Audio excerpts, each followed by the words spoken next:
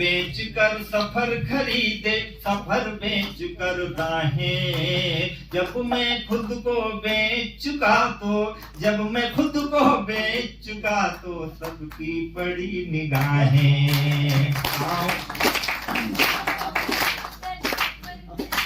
पाँव बेच कर सफर खरीदे, सफर बेच कर दाहें। जब मैं खुद को बेच चुका तो सबकी पड़ी निगाहें।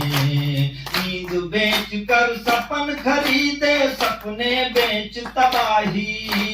कागज बेचे कलम खरीदी, कलम बेच कर स्याही। जीवन कई रंग में रंगा, जीवन कई रंग में रंगा। रंगों के व्यापार में रात रात भर तुमको गाया, सुबह छपे अखबार में। रात रात भर तुमको गाया, सुबह छपे अखबार में। कुछ गीतों से चित्र बनाए, कुछ गीतों से रास रचा ली।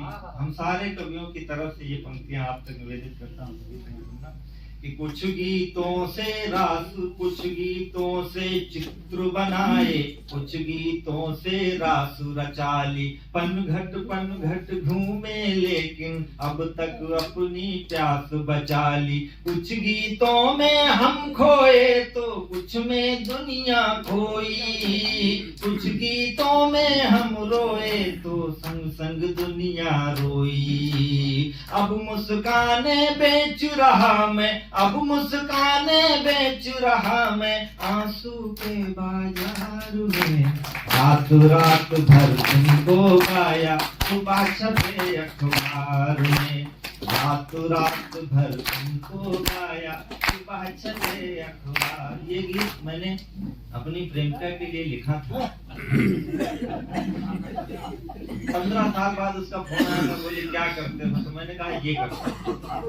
फिर मैंने उससे कहा तुम बोलो, तुमने जीवन में क्या खोया क्या पाया। तुम बोलो तुमने जीवन में क्या खोया क्या पाया। कौन पराया अपना हो गया, अपना कौन पराया। कौन फूल डाली से टूटा, कौन खिला मधुबन में। कौन फूल डाली से टूटा, कौन खिला मधुबन में। किसके कंगन पहन के निकली हो पहले सावन में। कंगन पहन के निकली हो पहले सावन में। किस खुशबू से महक रही हो, किस खुशबू से महक रही हो इस निष्ठुर संसार में। रात रात भर तुमको गाया, सुबह छपे अखबार में। रात रात भर तुमको गाया, सुबह छपे अखबार। एक गीत के लिए आदरणीय अम्बर जी ने आदेश किया है, मैं वो पढ़ देता हूँ, उसके बाद अपना स्थान लूंगा। जीवन में जिन लोगों को भी सफलता मिली है, उनकी सफलता के पीछे एक गहन अंधकार होता है जो शायद हमें दिखाई नहीं देता।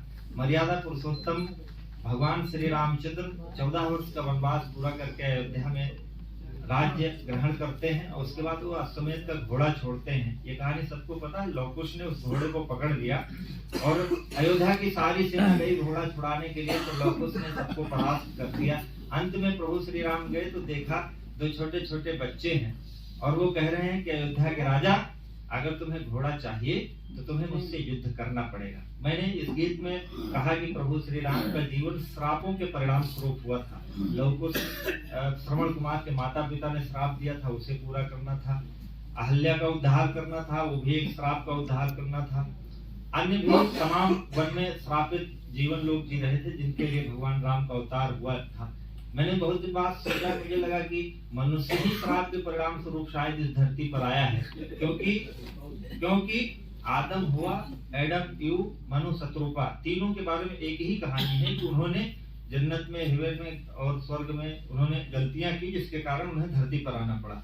हरिशंकर परसाई ने लिखा है कि मनुष्य हो सकता है कि ये धरती किसी दूसरे लोग का नर्क हो, हम वहां से मर के यहाँ आ रहे हो, क्या पता है। क्या बात है, बहुत सुंदर।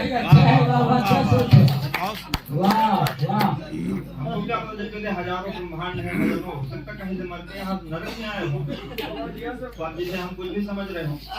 तो कुल मिलाकर के मनुष्य, और श्री राम कृष्णानंद में बहुत अच्छी बात कही है, उन्होंने कहा कि मनुष्य एक भटका हुआ देवता है।